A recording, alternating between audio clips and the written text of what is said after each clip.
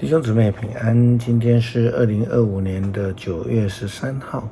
今天的经文是诗篇51篇第1节到第10节，创世纪第8章20节到第9章的第7节，约翰福音第10章11节到21节。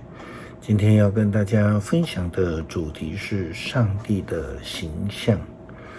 根据创世纪创造的记载，上帝创造的人是按照他的形象所创造的，并且呢，圣经告诉我们，上帝是复数的那个三一上帝的概念。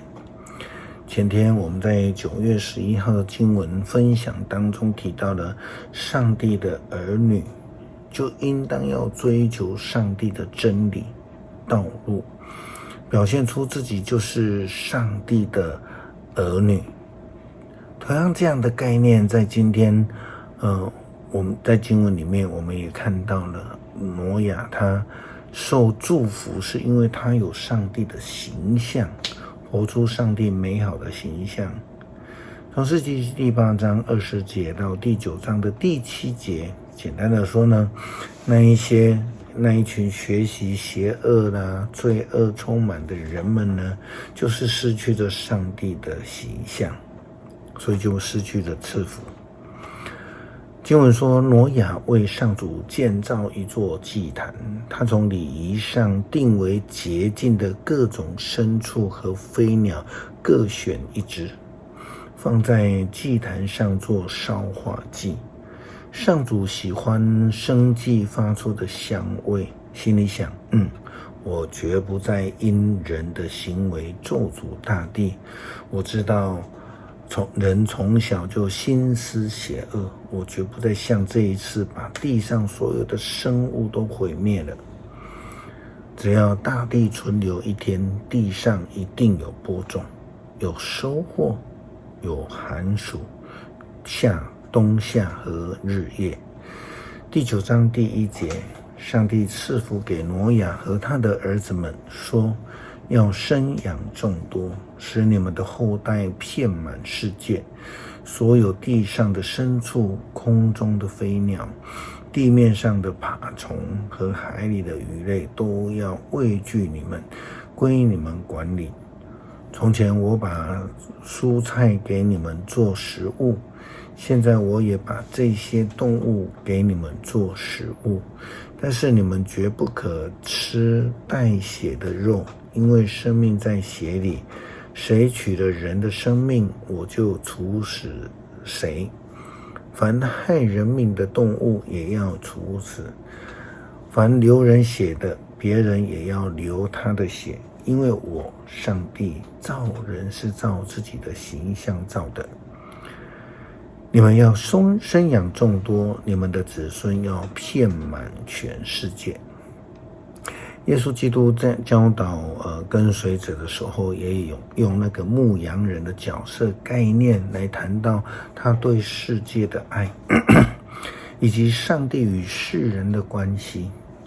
基督徒不但是要亲近牧羊人，像羊群一样，更要学习牧羊人的模样，来成为牧羊人的助手，我们说小牧童。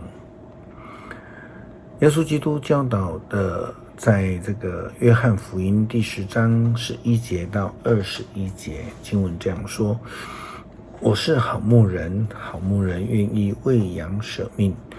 雇工不是牧羊人，羊也不是他自己的，他一看见豺狼来，就撇下羊逃跑了。豺狼抓住羊，赶散了羊群。雇工跑掉了，因为他不过是一个雇工，他并不关心羊群。我是好牧人，正如父认识我，我认识父亲，同样的，我认得我的羊，他们也认得我，我愿意为他们舍命。我还有其他的羊不在这羊圈里，我也必须把他们领来。他们会听我的声音，这两者要合成一群，同属一个牧人。父亲爱我，因为我愿意牺牲自己的生命，为要再得到生命。没有人能夺走我的生命，是我自己愿意牺牲的。我有权牺牲，也有权再得回，这是父亲命令我做的。犹太人又为了这些话起纷争，他们当中有好些人说他是鬼附的他发疯了何必听他的？因为有些人就说鬼附的人不能说出这样的话，鬼能开盲人的眼睛吗？耶稣基督最后也有提到，在朝外也还有这个许多羊，那就是要呼吁我们呢，成为小牧人，来照顾主的羊群。诗篇51篇第1节到第10节，上帝啊，求你怜悯我，因为你有永恒的慈爱；求你除掉我的过犯，因为你有无穷的仁慈；求你清除我的邪恶，洗涤我的罪孽。